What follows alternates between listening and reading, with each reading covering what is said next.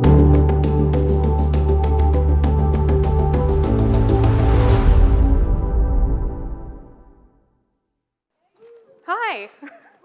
I've been talking at you for so long. It feels like I've started so long ago. Okay, let's move on. Since you've seen me dancing for 35 minutes now. All right. So if you don't know anything about me, I'm going to briefly go through my work. This is not a talk about my work. I do not like to talk about my work. So I'm just going to breeze right through this part so we can move on. But I think it's helpful for you to know so that you can judge me immediately and say, oh, she's crap, I won't listen to anything she has to say, or she's fine, so let me skeptically continue to listen to this talk. All right? Okay, so by trade, I am a graphic designer. I've done every kind of design. Last time I spoke at Adobe Max, I was on the product design track, which if you know me now, you'd be like, why is Meg product designing? I don't know. But what I do now is I do every kind of design, but what I'm doing is working towards positive change. So that can be through a product or service that a company is providing. That can be through things that I'm making on my own. We'll talk more about that later. Moving on, that's my work. As you can see, I have a very specific style. I haven't always had this style. It took me a long time to figure out what my style looked like and how it could behave in the world and how I could sell it and position myself as a designer in the world. Moving on, we don't care. All right, so as you can see, my style gets me hired. So I kind of get hired like an artist more than a problem-solving designer nowadays, where brands and companies hire me for my style and they want me to come in and do my thing, which is pretty freaking awesome. So that happens a lot with brands. It happens with experiential design. That's it. I'm done talking about my work. But the coolest thing about my career so far has been that I'm not just a graphic designer. I'd say that my client work makes up nowadays 15% of what I do. I do so much more. And what I like to think about is the fact that what I have to offer the world is my brain, right? It's the same for you as well. We all have brains that are like only for us. They're only ours. They're unlike anybody else's brain in the world. And so what I like to do is utilize all media to get out my brain and my original ideas and all those things that I have to offer the world that other people don't in a lot of different forms. So now I do a butt-ton of other things. Moving on. After I end each slide, I say, moving on. I went to a speaking coach, and she told me that I had to put one of these slides in here because it establishes credibility, and I hated every minute of it, so I'm not even going to talk about it anymore. Okay, so one of the interesting and unique things about my personality is that I don't have strong opinions. I am a designer that has very soft opinions. I could sway any way at any point. If you tell me your thoughts on pizza toppings, I wouldn't say politics. I have opinions on that, don't worry. If you tell me your opinions on anything soft, I could go anyway. I'm like, oh my God, you make a great point. I don't like not liking things. One year I had the summer of IPAs. I don't like IPA beers, and that bothered me. So for a whole summer, I drank nothing but IPAs. And I still don't like IPAs, but I can drink a lot of them. So that's some sort of success. But the thing about me not having strong opinions is it's really hard for me to stand up here and give my opinions to you, which is what this exactly is. So the caveat that I offer to all of you is that whenever you're listening to anybody's opinions, when somebody's shouting their thoughts at you and telling you how to live your life, listen, take it in, listen to me, take in what I have to say, but ultimately you are such a different person from me, so what I tell you to do or what I say might work for you and what's worked for me likely won't work for you, right? And hopefully you know yourselves well enough by now to be able to say, yes, that will work for me, I will try that, or no, that sounds great for you, but it doesn't work for me. And that's the wonderful mentality of all of this and all of the things that I'm doing in my career, making a career for myself that's totally unlike anybody else's, is that it's made me really appreciate what makes other people's careers amazing and other people's brains amazing because they're so different from mine. So I invite you all to just take a peek inside of my brain first, and then we'll take a peek inside of your brain and we'll see what's going on and we'll touch brains. We'll touch them, it'll be beautiful. I also don't like listening to talks. Sorry. Because I didn't like school, school did not work for me. I had to get all A's, otherwise I would get grounded. And so I had to succeed everything I did, and it was very hard for me. And so anytime I'm sitting in a room and have to be quiet and listen to someone talk to me, it gives me agony and makes me feel so many emotions. And so I apologize that you're having to go through this now, but you are paying for this event, so I assume you want to be here, which is great. But because I don't like listening to talks, I feel so obligated to entertain you constantly. So I guarantee to entertain you. That's why I brought breadsticks from Olive Garden. What's wrong with me? I feel obliged to constantly feed you, multi-sensory experience. I'm gonna make sure that you stay hydrated because that's very important. This is the first water I've had today, honestly. So it's mostly for me. We'll have a couple of water breaks. They will only last seconds, don't worry. Okay, you're also gonna feel stimulated, both visually and sexually. There's gonna be a moment, I'll warn you before. And lastly, I know the most valuable thing listening to talks is that you take away some valuable information, so I will definitely be doing that for you as well. Do not worry, I'm not gonna talk about breadsticks the whole time. What I will talk about is myself for part of the time, and then we'll move on to you. So the way that this experience is going to work is I'm going to talk about my own story and struggles to figure out who I was and how to create a career for myself unlike anybody else's. And then this talk's gonna kind of turn into a workshop where I go through some steps and teach you how to do the same thing for yourselves, right? So during that time, and I'll let you know what happens, I encourage note-taking, taking photos of the slides. I usually charge for this workshop, and I don't want to because that's not important to me. I just want you to have the information so that you can go and change your lives and your careers, blah, blah, blah, moving on. Okay, so do y'all remember when you were a kid and everything was so magical and everything you loved so wholeheartedly that it was just so exciting to discover new things and be a fan of something and just to be in it? This kid is everything that I believe to be gold and beautiful about the world. Come on, kid. When I'm with friends, I like to have fun. I like to sing, dance, pretend, and kazoo.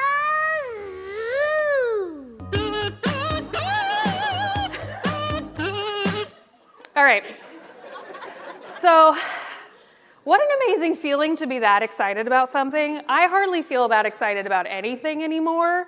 You could tell me the best news, and I'd be like, oh yeah, pretty good. But I'm never that excited anymore, and what a bummer. And when I was a kid, I felt that way about everything. It might be because I was born and my mom put Groucho Marx glasses on me immediately. I don't know. When I got older, I wanted everything to be magical. That's, on the left is how I dressed every day. My parents, bless their hearts, let me dress myself, which was both good and bad, as you can tell. For Halloween, they gave me a $5 budget every year. And so I would go to the Halloween store and buy the cheapest mask I could find and then raid my dad's closet for the rest of it. And every year I was a drag king and it was beautiful. But the most exciting part was that when I was a kid, I truly was my own inspiration. I could spend days just by myself with my imagination, and it was really cool. One of the most interesting things about me is that I used to live in Fort Worth, Texas. My family was in Kansas City, so we would have these really long road trips constantly, back and forth. And I would sit in the car and stare outside the entire time. And my mom thought there was something wrong with me, so she took me to the doctor and was like, what's going on inside her head? We're worried about what she's thinking about. Is she okay? How is her cognitive function? And they couldn't find anything. And I guess I just really liked to think about things. And what I was doing was studying things, taking information in, and analyzing the world. And when I was analyzing the world constantly as a kid, I didn't want to be around anybody else. That was when I was the happiest, was when I was by myself with my brain, because I could think about things finally and take in the world and come to my own conclusions, which I thought was really, really cool. And also because I was studying things. I was studying adults, and I realized that adults were a drag. Adults were so boring to me. My dad would come home from work, And he'd be like, okay, I'm pissed off. I stopped at the bank. There was this man in line behind me, and he was touching me in line, and it was the worst, and I yelled at him, and then he started yelling at me, and my dad was like all worked up about this just boring situation at the bank, but it was the most exciting thing that had happened to him that day, and he was so excited to tell my mom about it. And I remembered that moment when I thought, I do not want to be an adult. Is that what it's like? How terrible. So freaking boring. So when I was a kid, these were my heroes, and these weren't real people. This is what I wanted to be when I grew up. I wanted to be these people. So Kel Mitchell, we got Lucille Ball. Mr. Bean is my absolute favorite. Marcel Marceau, I was a huge fan. Obviously, you probably can tell that I love me some Pee Wee Herman. These were exaggerated versions of everyday people, right? These were characters. These are character actors playing characters. And I just so badly wanted for adults to be like this instead of the version that I was seeing adults as. And that's what I wanted to be when I was a kid, and I went to comedy camps and acting schools just to try and become that person. I wanted it so bad, and I was destined to get there. And I remember I kept giving myself pep talks when I was a kid saying, just you wait, you're gonna be just like them someday. It's gonna be amazing. And then I hit puberty, and everything got terrible because I learned the hardest truth generally about being a human is that it's really bad when you're different from other people. And I mean, obviously we know this is a fact about being human. One of my favorite examples, sidebar, Twitter, right? I love Twitter so much, I'm on there every day. But does anyone remember this tweet? So, one of my favorite things about humans is how different we all are, and somebody tweeted this about, oh, like, how do you draw your X's? And I saw it, and I thought, oh, I can't wait to see how everybody draws their X's. I never thought about the fact that we could all write our X's different ways. And I was so excited, I was so naive, I was excited to read the comments because I thought I could find interesting information regionally or internationally about how people are taught and what they do. And of course, when I looked through the comments, it was just that. It was like, if you're not number 4, you suck. It's Twitter, so if you're not number 3, you're a cop. You know how they are. This is how it is. But we've been trained as adults, as teens, as kids, to think that if somebody does something differently than our way, it's immediately wrong, right? And we make subjective statements like that all the freaking time, of course, about harmless things like how you draw your X's. For me, my favorite pizza topping is pineapple. You know, everyone's just, oh, thank you. You know I'm just getting ripped apart constantly for loving that. And what a bummer that people tell me I'm terrible at ruining pizza, a monster, for something as benign as pineapple on pizza, right? So when it gets to something much larger, of course it's a problem when it's something so much bigger than how I draw my X or eat pineapple on pizza, right? Oh, there it is, okay.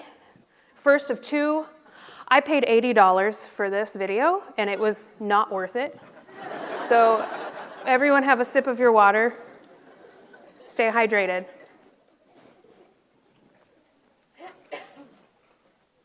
Yes, okay. It's for your own good. Okay. I promise you this talk is already long enough. It's not like I was adding filler content. Okay, so back to Meg learning the hard truths of being human and being different. So as you remember, that's what I looked like as a kid. I really was very jealous of all the boys' options, so I liked their hair better, I liked their clothes better. And I didn't want to be a boy, but I just wanted to have more options than were presented to me as a girl. So I would always opt for the boys' toys and blah, blah, blah. And I mean, look at that little sweetheart. Of course she got made fun of constantly. Look at how my hand's delicately placed on my dad.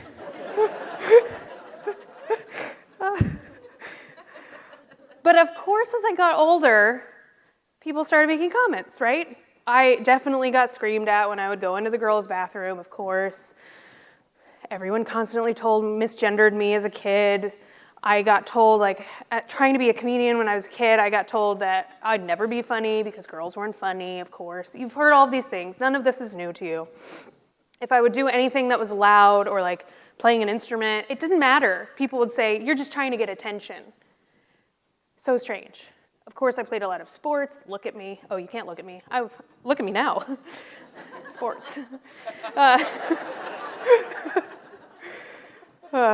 People would criticize me, saying that I threw like a Greek girl. You know that, all of that, okay? So, those were all things about the way that I behaved and what I was interested in. But the thing was about my body, and the thing that was most different about me, and still is to this day, is my hands. So, for those of you sitting in the front row, I have hands that are unlike anybody else's that I've ever seen. They're very small. They're not that small, don't worry. They're very wrinkly.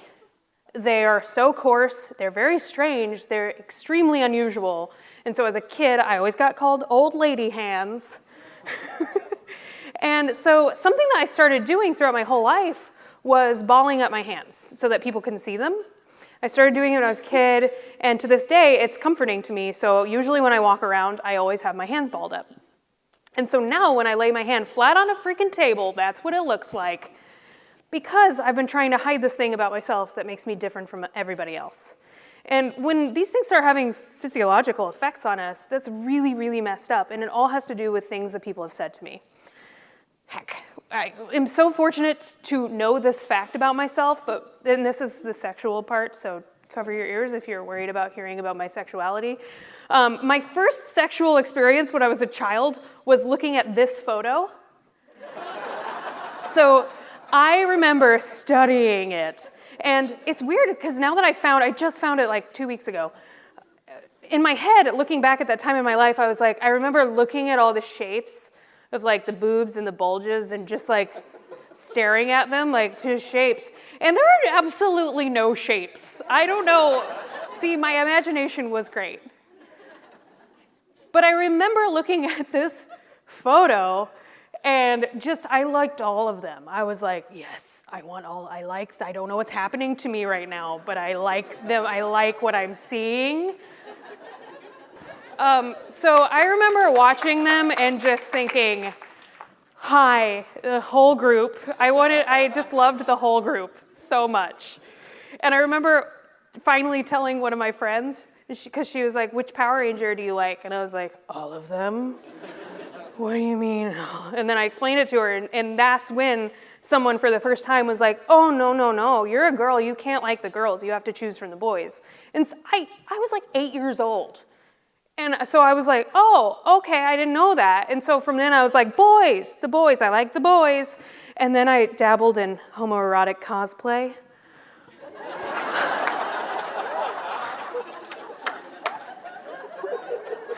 Look at my legs. It's so beautifully awkward. Look at my eyes. They're just like dead eyes. It's like sexual tension. Oh, I am what I love. All right, moving on. You need valuable stuff. Okay, so as I got older, right, we're skipping through my teenagers and all that. You probably know how it went, not well. So what I did once I finally became a graphic designer and went to college and all of that, figured out what I wanted to do and had passion and whatever, all I did when I first started designing was study what other successful people were doing. That's what I was told to do. Study what they're doing, the successful ones, and do what they do. They're like, they already know what they're doing. They've had years of experience. If they're popular and they're successful, just do what they do. So I did exactly that. My Instagram account went to Iceland, went to some coffee shops, white interiors. I did all that because that's what everybody else that was popular was doing. I thought, they're doing it, people like it, I'll do it too. People will like it, and they did. They did like it. My website looked like that. That owl house thing, that was a tutorial. I found a tutorial of how to make that, so I did, and put it as a featured project on my website. So I just did what other people were doing. That's what everyone told me to do. That was like how you learn. And of course, as a freelancer and as a designer, I was definitely operating out of fear. Everyone was saying, where's the work going to come from? You've never had a jobby job. You don't have any experience. How are you going to pay your rent? All of that. And I didn't know. And so I was always afraid of where the work was going to come from, how I would get more work, what I was going to do in order to find it. Where was it? I don't know. I worked from home. I didn't know where the work was. And so, of course, I was making a lot of mistakes, right? So I was curating my social media presence. I was curating who I was to try to appeal to audiences, to become like some sort of branded version of myself that was so far removed from who I was that when they would finally hire me, I would have to pretend to be that version of myself. And it was so hard because clearly this is me, and it's very hard for me to not talk about Olive Garden for, how long has it been now? 3 minutes probably. So, of course, I hated what I was doing. I wasn't fulfilled in what I was doing because I was trying to be somebody else, trying to do what the other successful people were doing. I didn't like the work I was making. It was so much harder to make. And of course, I didn't like anything about myself either. That process was painful.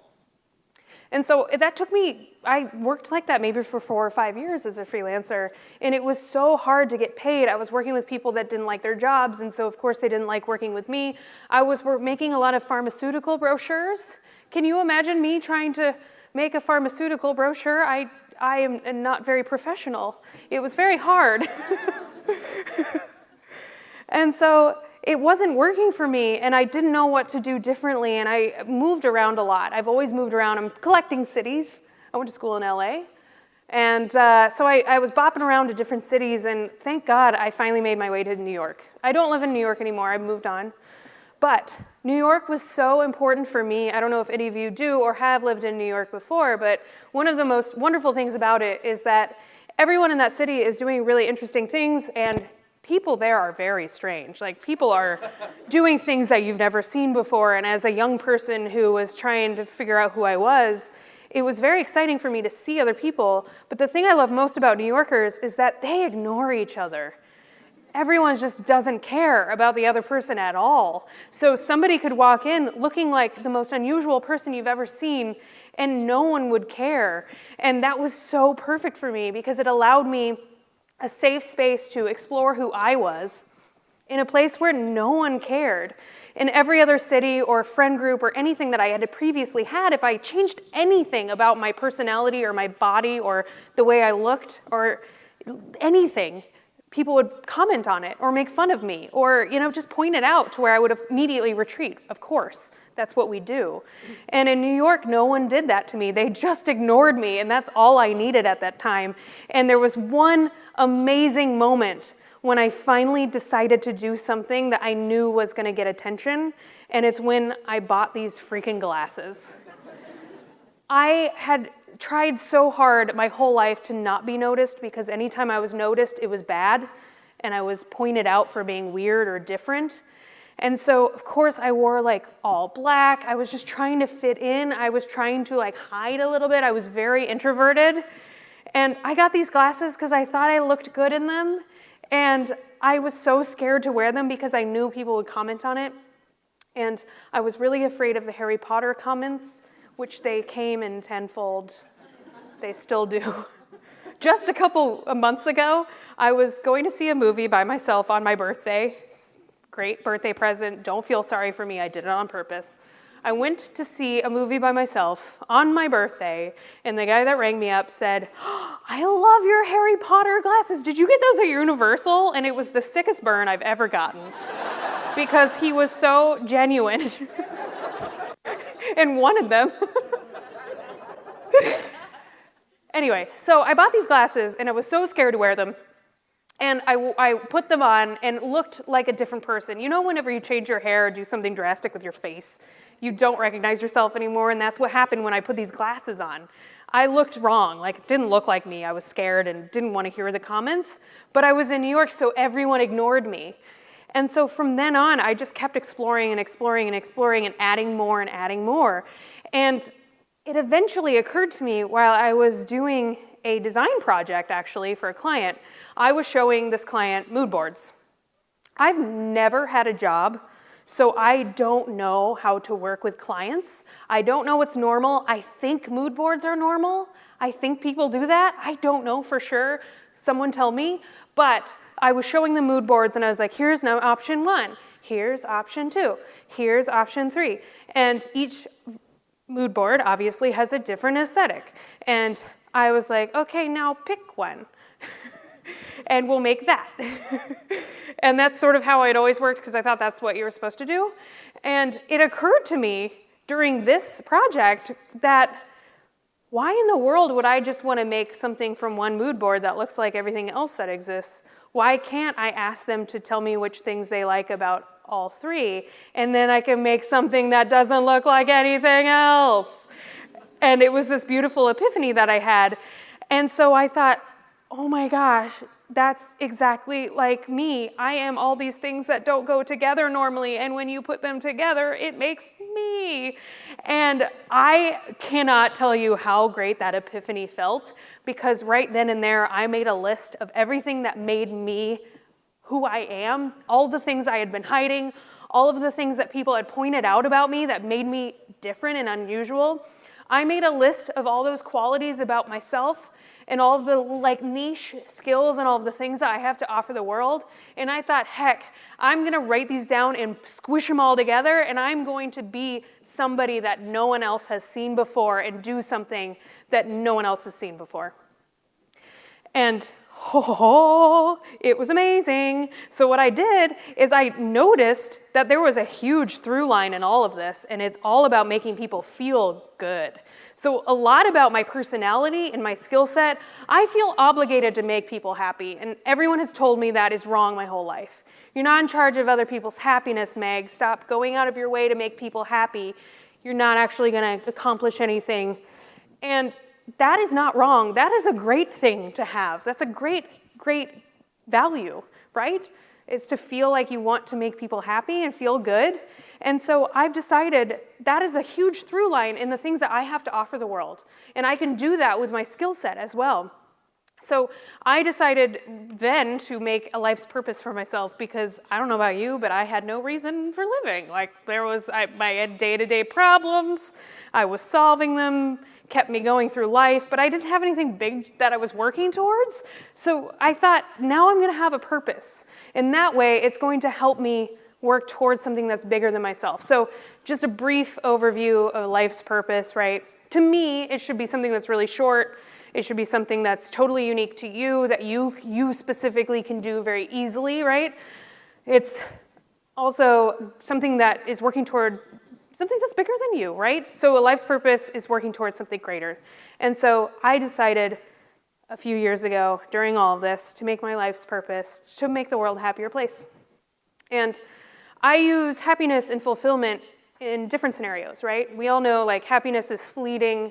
You might feel happy right now, but then somebody steps on the back of your heel and then your shoe comes off. And maybe it's your partner, your significant other, which usually you're polite about it if I did it to you, but if it's your SO, they're in trouble. I love it when people do that. We're so mean to them. Okay.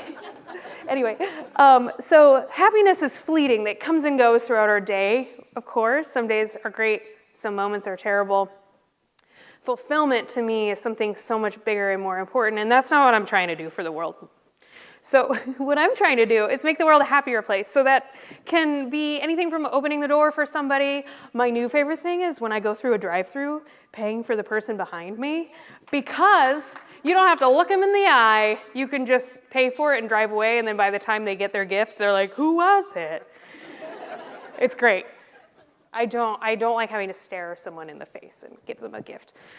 All right, so as soon as I decided that for myself, it felt so empowering to feel like the world needed me to fulfill a purpose and to do something for the world as a whole, rather than just to hide and try to not be noticed. And so I had an exploratory year where I became gross for the sake of making people happy. So these are some images that I just started texting my friends, the ones I felt safe with.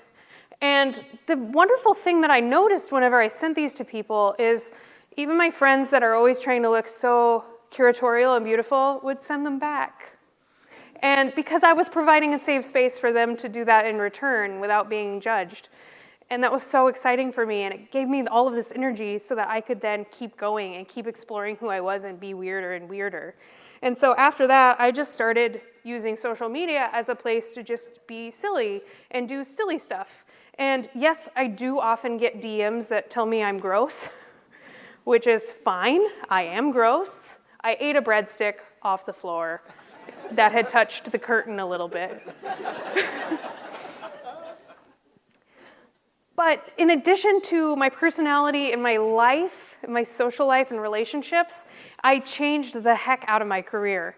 So I decided to, rather than be a skill-based designer, because before I was calling myself like a logo designer, or brand designer, or whatever designer, I called myself all of them, a product designer. What I decided to do was become more of like a value-based designer. So now I work to create positive change.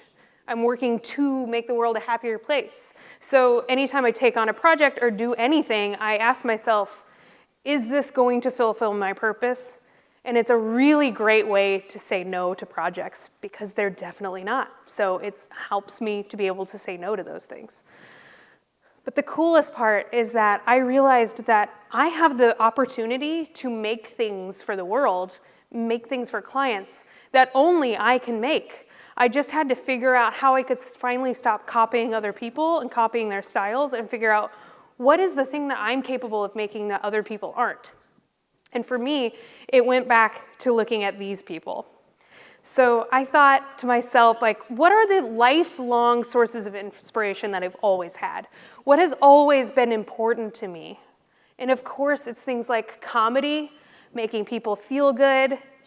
I really clearly like extremely expressive characters that are often silent, that have like a little bit of color to them. So in addition to there being a feeling and a purpose behind it, there's also a visual aspect too. So that's when I found my style. I looked through my life and said, what has always been important to me since I was a kid that is still important to me today? And how can I package that up visually and generally like entrepreneurially with my work? So in addition to that, I went back to this list that I had written, and I thought, how can I smush all of this together into a career? Because I knew it couldn't just be one thing. I couldn't just be like a freelance designer because I wouldn't be able to get all of this stuff out into the world. So that's when I started creating more opportunities for myself. Obviously, I really like comedy, but I can't always be funny with my client work, so I had to make other things like comedy video series, podcasts, and stuff like that in order to incorporate that into my career and into my mission. But when we're talking about those lifelong sources of inspiration, color, a little bit of black and white, things that are silent but extremely expressive, we have to also remember that I'm not a technically skilled designer, right? I think if you've seen my work, you've seen the work that I've shown, I am not very good at design. I'm very good at some things, some very, very specific things, and I needed to figure out what those things were and how to sell them and push them forward rather than trying to pretend to be a type of technical designer that I'm not. So for me, looking through those lifelong sources of inspiration and the fact that I'm not technically skilled, I was able to come up with this style, right? So you can see I use, and happens every day in my work, extremely expressive characters, mostly black and white with pops of very, very bright color.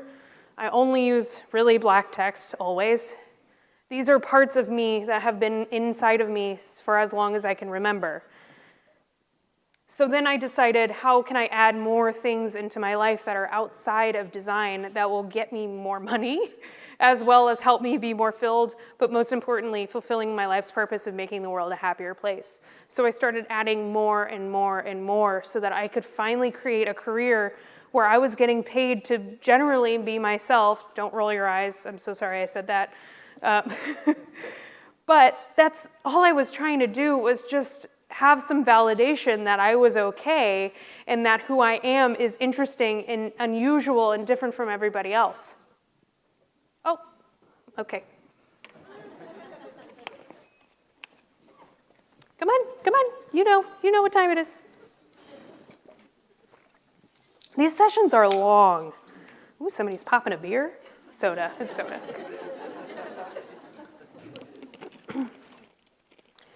Okay. So the result has been euphoric. It's hard for me to articulate in words how amazing it's been to be able to do this. I wish so badly, this is my speaker coach told me during this part I'm supposed to sound more sad, like I'm breaking down. I'm so sorry. Do one of those.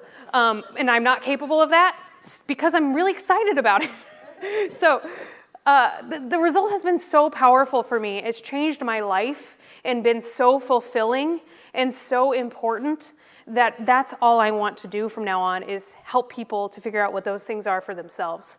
And I think the absolute coolest thing now is I've gone completely upside down here.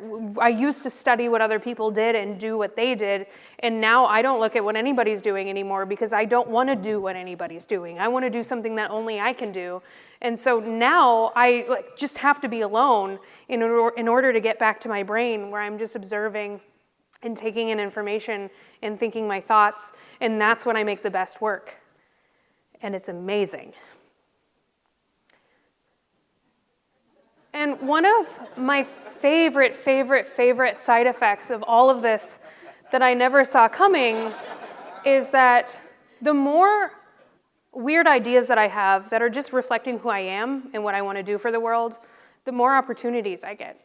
The more things like that I do, I get clients. Like, I didn't realize that would happen. Brands will contact me and say, we really liked your lipstick on the teeth video. Can you come and teach a team building exercise for us? It really has nothing to do with that. And I never saw that coming. I never thought that stuff that I would be doing just for myself would actually get me more money or like better work opportunities. I never realized that it would help me to love myself more. I never realized that it would help me to get rid of any sort of body dysphoria that I always had. It helped me to realize that my hands are really freaking cool. They're like got a cool texture to them.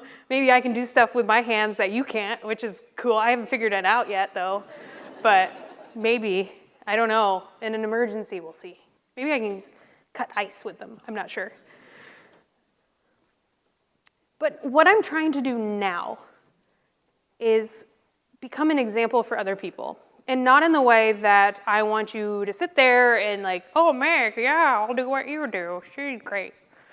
That doesn't matter to me. What I'm trying to do is be myself as much as humanly possible, as much as I can bear, so that I inspire other people to feel safe enough to be themselves. And that's all I'm trying to do is create a safe space for other people to feel comfortable exploring who they are and trying new things and seeing what works for them. So now we're moving into the second part. Last year, I self-published a book. I was like, nobody will ever publish me. I don't know what I'm doing. I'm not a writer. So I published myself. Didn't even work with an editor, so there were like a lot of typos. It was great. I finally got it edited, so that's good. And there were no typos, which is amazing. I don't know how that happened. My editor that I eventually worked with was like, you gotta hyphenate full time. And I said, haha, no. And that was it. It was great. So last year I launched a book called Full-Time You, which is generally what this talk is, but the Full-Time You workbook is a self-discovery workbook where I teach people exactly how to do what we just talked about and what I'll tell you how to do in the rest of this talk, which is figure out what makes you different from everybody else, all these things that you've been suppressing all along, and try to figure out how to create a career for yourself, whether that's altering your current role or staying at your company but just changing it up a little bit, or making a career unlike anybody else's like mine that helps reflect everything that you have to offer the world, not just part of who you are or becoming somebody else in order to get ahead. So now we're gonna talk about you. Very exciting.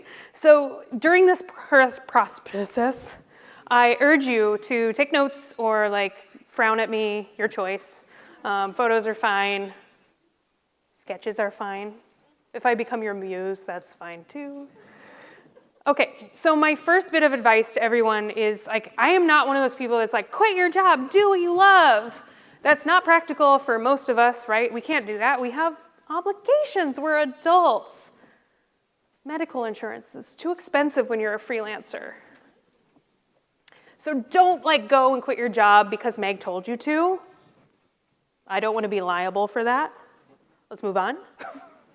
Okay, so the first thing that I recommend to everyone is to try and assess what's getting in your way, and usually it's you, right? Technically, I do one-on-one coaching with people, and every single time I coach anybody, that's all I'm doing is like swatting them, getting in their own way. Everybody's just stopping themselves from doing everything they want. For me, a way that I still get my own way is I'm so afraid of negative feedback. It's terrifying me that you're gonna review this talk. That's okay, you can. But it scares me so much to the point where I don't do opportunities because I'm afraid of looking at comments about myself. So, for example, it's why I don't have a YouTube channel. It's why I will probably never have a YouTube channel. It's why I self-published my book and only sell it on my website rather than putting it on other websites where there might be reviews, because I'm scared of knowing. And it's so scary to me, and that holds me back, and that gets my own way. And we know, like when you're listening to me and saying it, you're like, Meg, come on. You'd be so much more successful. You'd make more money if you put it on Amazon, or if you made a YouTube channel and you got the ads and whatever, however you make money on YouTube, I don't know. But we're all doing that to ourselves in some way or another. The things that we're afraid of most are usually the things that are holding us back the most, blah, blah, blah. That's probably somebody else's talk, so I won't talk about it anymore. Let's move on. Next up, you gotta find yourself a safe space to be yourself. So it took me a very, very, very long time to find friends that I actually could explore who I was around that would make me feel safe enough to do that. It took me a really long time to find work situations, clients, and all of that where I could explore what that meant and what that looked like. And I'm sure a lot of you have some friends and family that are like that, and some of them aren't. So find spaces where you can explore who you are, talk to those people, and create safe spaces for yourself in order for you to explore this stuff. And I'm hoping that I'm doing that for you right now.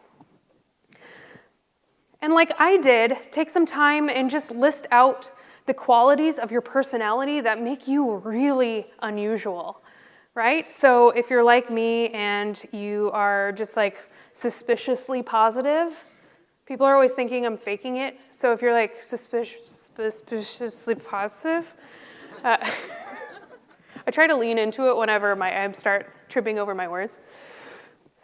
But write a list of what makes you totally weird and unusual compared to other people, and write that list and write your list of skills, right? So we want to see everything that makes you different from most people. Like, what are the big skills and also the niche skills that you have? For me, I'm really good at writing apology emails. Like, I love it so much. I'm like, you've never seen an apology like one that I can write. It's amazing. I love them. I never get to write them anymore. Please let me know if you need to apologize to someone, only over email, because I'm very good and I would love to write it for you. Oh, that's that again. We've seen it. We've seen it. All right. So next up is determining a life's purpose for yourself. This is extremely hard. It's not easy. It's not going to be easy for you. It wasn't easy for me. But again, a life's purpose is something that's very short. It should only be a sentence. It should be something that's so easy for you to do every day. And it's something that's so much greater than yourself. It's something that you're working toward to make the world a better place, right? So it's something so that you can frame it as though the world needs you. And that's really empowering. I want you to figure out how you can create, if you're a designer or creative, creating a style that's unique to you. Remember how we do that? We look through our whole lives and think about what has been consistent about me and what I'm inspired by and what makes my brain really amazing compared to everybody else's. That's still true to this day. And that's how you kind of tap into what makes you so unusually amazing. And those are the things that you have to offer the world that other people do not. And if you can figure out how to smush it all together and make things that only you can make, it helps you, first of all, eliminate all competition, of course, is nobody else is capable of doing those things. They can try and copy you, but it'll never be the same because it's not your brain. But it'll help you to figure out how you can actually make the world a better place in a way that only you can. And I think that's extremely empowering. But the most important thing that I want you to do going forward, and this is something that you can start doing today, is creating safe spaces for other people to be themselves. It really only takes one person to completely tear you down. Like if somebody commented on my knees being weird or like your knees are really soft or I don't know. Nobody's ever commented on my knees. But if somebody comments on my knees one time, I would really take it to heart. And for probably the next 25 years, I would cover my knees with knee pads everywhere I went because my knees are too soft. And that's how we are. That's how humans are, right? We're so freaked out about being different. So what I want you to do from now on is to do what you can to just create safe spaces for other people to be themselves. If somebody's wearing a shirt that's unusual, if somebody's trying something new that's unusual for them, encourage them and support them and just don't point it out too much. It's that easy. Ooh, okay. This is my favorite part. So I realize now that I'm getting into motivational speaker territory, which is very exciting for me because I have a vision of what a motivational speaker is and it's not me. And so I thought it'd be really fun to be one and to just lean into it, right? So one thing that I've noticed that motivational speakers do are affirmations. So I thought we could do an affirmation together, which is very exciting. And I know no one here wants to do it. So I Googled affirmations because I was like, what are they? What are the affirmations of choice today? What are people telling themselves? If you YouTube affirmations, it's wonderful. Oh my gosh, you can find affirmations about everything. You could find one that is a gentle woman saying, my knees are hard. My knees are hard for like 2 hours straight. It's amazing. They have everything. Okay. So I'm going to pull up an affirmation and we're going to say it together and it's going to be really empowering and beautiful and try not to cry, but if you cry, it's okay. We're a supportive space. I'm not going to make you do anything, but are there any Kevins in here today? Do you have any Kevins? Any Kevins? There's not a single Kevin in here. This is amazing. Okay, it doesn't affect what we're doing here today. Okay, I'm going to pull it up. I'm going to say it in the cadence that I want you to say, and then you'll say it back. Okay, ready? I am liked by all Kevins. I am liked by all Kevins. Thank you.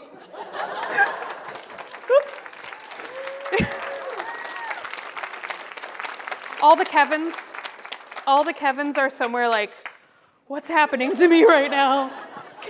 I was hoping there'd be a Kevin in here so we could have a test subject. You married a Kevin. Kevin's probably feeling things right now. All right, housekeeping. You've seen it before, you're seeing it again. They've asked me to include it. Fill out the survey. Is it called a survey? It's called a survey. Fill it out.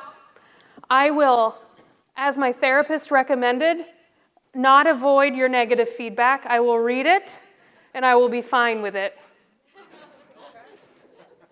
Wednesday, I have a book signing after my talk on Wednesday. So for that, I will also be doing blind contours. If you're not sure what a blind contour is, it's where I draw you without looking at you, and it's really fun. These are some of the ones I've done before.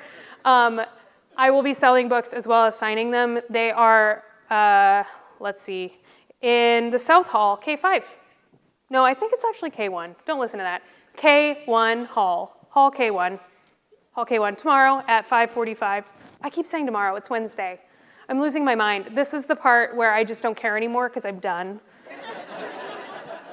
So we have some time left, so we can take some questions. I have a slide where I put sample questions in case you don't know a question to ask.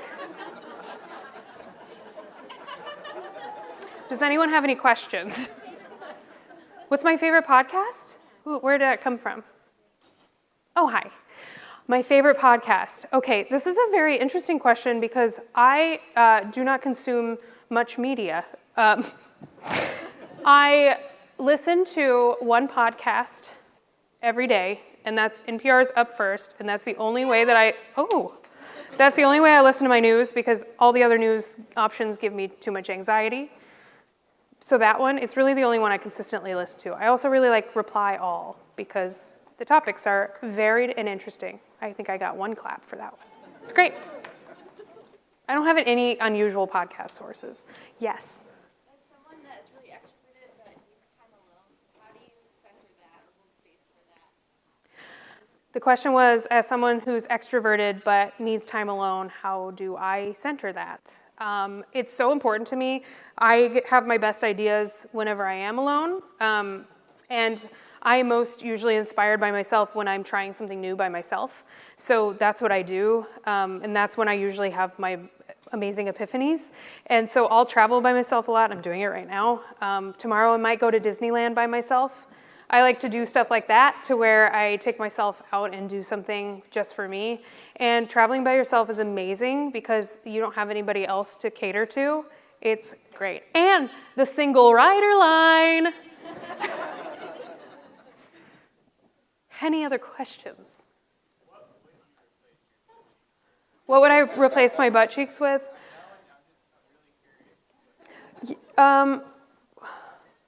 So I think my initial thought would be memory foam, but I think that it's too white. I'm like if you know the hamburger buns that have sort of like a brown thin layer on top of them that you can just peel right off. I really love those because I'm a bun picker. When I was a kid, my mom would be like, "Don't pick your bun." I didn't like my mom's sloppy joes, so I just sit there and peel the bun off, the brown layer off the top of the bun. I think I'd choose those buns. Just give me something to do. Yes. You do a lot of different things. How do you keep things focused and finish a project? Hi. I know him. I do a lot of things. How do I keep things? How am I focused? Because so many things. That's basically it. Okay.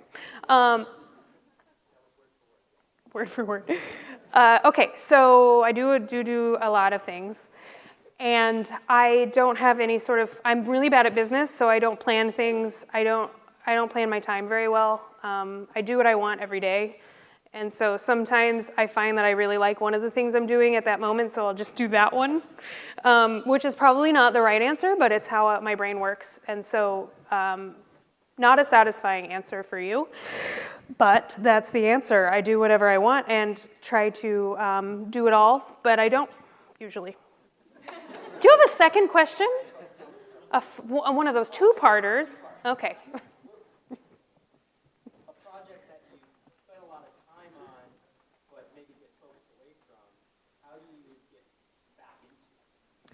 Okay, question was if I have a project that I'm so focused on and then somebody rips me away from it and then I come back to it, how do I become interested again? Usually I don't, I've moved on. Yeah, like right now, I mean, I could be doing so many things, but I had a lot of jet lag last week and was up at 2 a.m. for like 3 hours and had an epiphany that I wanted to do a meditation podcast. And then I dropped everything and now I've only been working on that. So this is what happens. So I'll probably have a meditation podcast that comes out and then it'll stop magically and you'll be like, what happened to the Meg's meditation podcast? And then I'll end up having a farm or something and you'll be like, ah, there she goes. Yes? First, I want to say I love your talk, so there's some positive feedback. Thank you. I moved all the way up here. And secondly, I've tried to figure out my life's purpose, but it's been very difficult. Like, I'm like, what's my internal mission? And it's been really hard for me to kind of narrow it down. Do you have any suggestions on, like, how to kind of figure that out? Should I just pick one and, like, move forward with it? Question was how to pick a life's purpose when nothing seems perfect for you and you're just like, ah. That was word for word, right? Okay. So what I would say, the most helpful thing for me was to go through the qualities and the skills and like the through line throughout my whole life and see if there are any common denominators. So seeing what the through lines are there and noticing if there are any things that are popping out Like for me, it was like making people feel a certain way. So that was helpful for me to know that's obviously something that's very important to me. So I want my life's purpose to be making people feel good in some way. So that's how I came to mine. And I think that culminating all that information and putting it all together to where you can see it all at once will be really helpful for you to know like what you're seeing over and over again. And know that you can change your life's purpose at any time. So you can choose one and then roll on with it for a while. I think choosing the broadest purpose possible is great because it helps you to explore within that. Yes.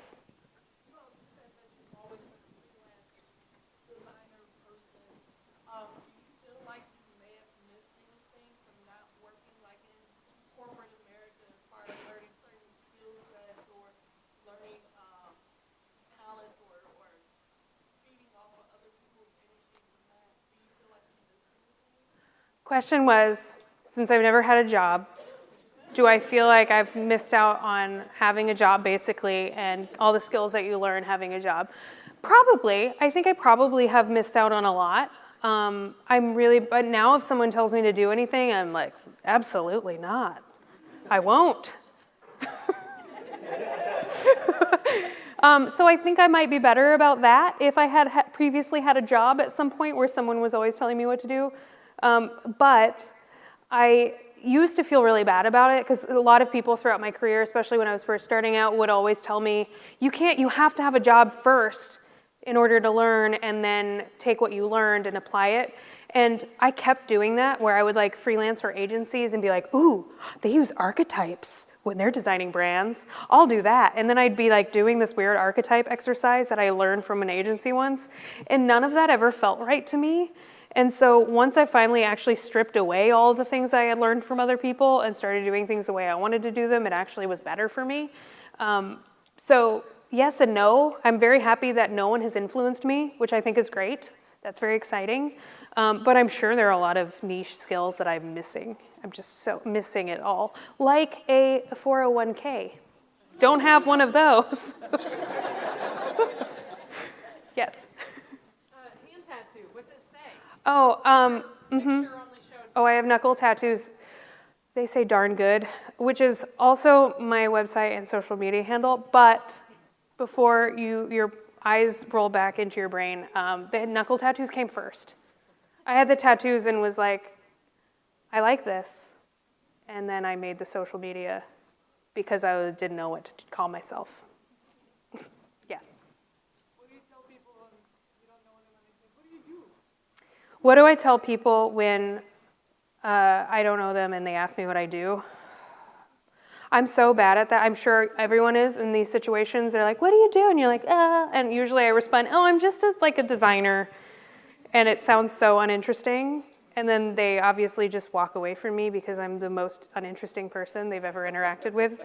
I can't, it's hard for me because I like totally do have imposter syndrome about a lot of the stuff that I do, even though I do a lot of comedy and I do like a lot of acting and videos and generally entertainment work. I could never let those words come out of my mouth whenever I meet someone because that makes me sound like a different person in my head. So some things I have to work through there, but I think I have the same problems everyone does in that arena. I would like to be able to tell someone confidently what I do. And maybe I will. You were able to say and wasn't worried about it. What would I call myself? If a multi-million-dollar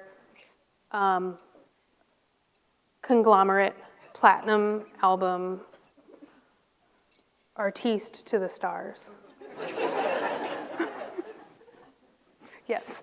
Now that you're the multi-billion-dollar artiste to the stars, in the beginning, did you struggle with people wanting or valuing your work enough to actually pay you? And how did you navigate that? In the beginning when I was struggling, did I have a problem getting paid what I was worth?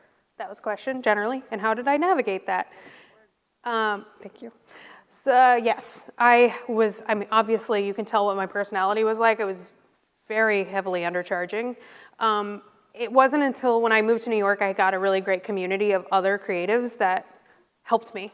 I created a group called Ghostly Ferns, which we're a collective of sorts of commercial artists and designers, and we existed basically to help each other every day. So having a group of people around me that I could say, what should I charge for this? What would you charge? What do I do? How do I navigate this situation was really helpful to just have those people I could openly talk money with. And so now I'm like a part of Slack groups and communities and stuff where we share that information, because I also want to help other people too to make sure that they're charging what they're worth as well. So learning from other people and having those communities has been super helpful. Yes. You were just talking about safe spaces. How did you go about finding those safe spaces? How did I find that first safe space whenever I got to New York was when it happened for me. It was a situation where I had seen a group of people at a conference just like this, and they were all such good friends with each other, and they all worked together, and they seemed so amazing. And I was so scared because I was so self-conscious and also very introverted. And at the conference, I decided, and I was so scared to go. I didn't even want to go, but I decided that I should, and I was going to be brave and amazing. And I went up to them and started talking to them. And it was so scary for me because they seemed so cool and important. And they just grabbed me and took me in because they were that great. Yes. Bye. It's an angel. Who? I can't even see back there, so I'm not. Yes. Yeah, I'm sorry. You mentioned that you do one-on-one coaching. Yes. And I was wondering, do you do that for like solopreneurs or freelance designers or mostly? What is my one-on-one coaching like? I'm so bad at selling myself. I was supposed to do that more, and I didn't. As usual. So my one-on-one coaching is for individuals. So everybody that I coach usually has the same problems in that they don't know what they want, or they sort of know what they want, but they don't know how to get it, and they don't know how to get to it. And so what I help people do is just get more clear on that stuff, which is really delightful, and people just, are you being cut off? What's happening? Do I need to move closer to something?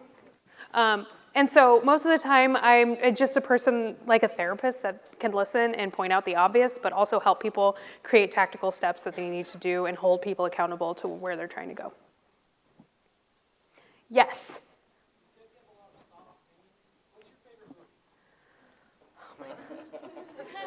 That is mean.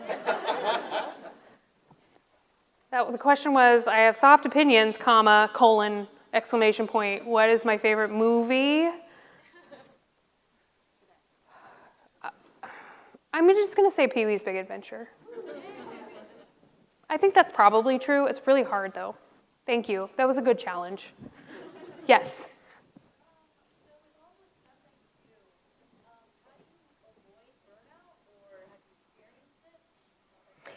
How do I avoid burnout with all the stuff that I do?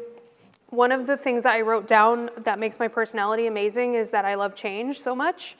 So the only part of me that gets burnout is if I don't have enough change. So if I had just one thing, it would ruin me. And that's why I don't have a job, because if I just had to do the same one thing every day, it would be so hard for me to do, and I would feel very burnt out very quickly. So realizing that and knowing that fact about myself has been super helpful, because it helps me to keep adding more things so I can constantly jump around and move around. And that's why just calling myself a designer rather than specializing in a type of design has been super helpful for me, because one project I might be doing like app or UI design, another project I might be doing a brand or an experiential design, so it helps me to keep bopping around a little bit more too. Anybody else? Yes. I was wondering if you had any tips for how you would overcome the societal pressures to be normal when you're not in a safe place. Tips for overcoming societal pressures of being normal when you're not in a safe place. So that is definitely an area where you are getting in your own way as well. So I think that, this is such easy advice to give, but impossible to take and actually take action on. But I think that trying your hardest to get out of your own way and do it because you know it's the right thing for you to do And we're not supposed to care what other people think, but as you can tell, I do immensely. And so that's very hard for me to take as well. But I think that the right answer is you have to just push ahead and start doing things one at a time. Because like what I'm doing, where I'm just trying to be an example for other people, that's such a great call to action for everyone to be able to be themselves openly and excitedly, so that even if people are judging you around you, you know they're taking that in and they're like super jealous about it, because we're all really, really want to do that. And we're all scared, and that's why people are so judgmental, because they want to do it and they're scared. Back there. Hi.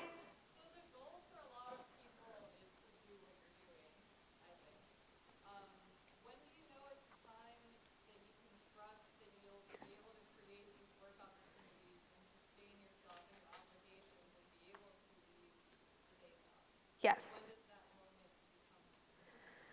Yes, question was, how do you find that moment where you feel like you can take charge and just like do a job that's just for you and everything's great and you've like left your full-time job and blah, blah, blah, have what Meg has? Word for word, got it. So I think that there's like really, truly probably never the right time to do it. What I did whenever I made all of this change about myself is I decided to make a leap that was temporary. So what I did was did it on my own time in a way that I could handle, that didn't rely on anybody else.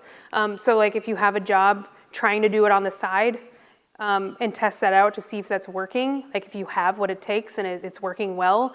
And then if you do, then you can make the leap. So like going a little bit at a time was really helpful for me. What I did whenever I first started marketing myself as a designer creating positive change, that was really scary for me because everyone told me not to do it, and they told me I'd be turning away most of my clients, and obviously I was, which was terrifying. So what I did was I turned it over, changed all my marketing and communication to that for a month, and I said I'll give myself a month to market myself this way, and if it doesn't work out for me, I'll just change it right back. And luckily it did work, but it's very scary. So finding ways that you can do it in little chunks without like totally upending your life is really helpful, because then you always know that there's something better, or not better, something to fall back on, a plan B, just in case it's not what's right for you. But I will say that's totally a way that we're all stopping ourselves from doing this because no one else is doing it and it's scary and everyone's always telling you not to do that kind of stuff because it's not practical. But I will say if you can figure out something that you have to offer the world and a job or something that you could make that is totally unique to you, it's going to blow everybody's mind because it looks and is unlike anything that exists. So trying to figure out what that is amazing, and if you can, then that's incredible, and you totally probably should drop everything so you can pursue it. Yes? You mentioned that you didn't think you were very technically skilled. No, I'm not. But if you get inspired with something and you want to create it, do you just go off and learn how to do it yourself? Do you have a team of people that you can call on to help you with projects? Like, how do you... Yes, the question... really self-reliant in everything. Yeah, the question was, I'm not technically skilled, I'm not saying you said that about me, because you didn't. I said I'm not technically skilled, so what do I do if I have an idea that is technically skillful, and what do I do? I collaborate with so many people. That's why I love going to stuff like this, because I can meet as many people as possible and learn what everyone's capable of and what they want to be doing. So that way, if a toilet paper company comes to me and wants me to do like some sort of interactive toilet paper experience that I don't even know anything about that, what do you do if it gets wet? So I would then call upon like the two people I met here that were like really passionate about toilet paper. So I'm like constantly meeting as many people as I can and making friends with as many people as possible so that I can learn about what everyone wants to do. That way, if I have an idea or somebody comes to me with something and is like, Meg, do this, and I'll just be terrified because I can't possibly, then I assemble a team. Yes. Yeah, it's you. It's you. Yeah.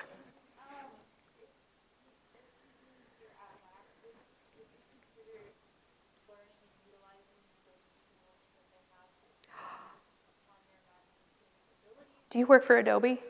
This is amazing. Okay, keep going. But no. To expand on things that, you had just, to make up everything with some of the tools that they have, and you can put it all out. Do you feel like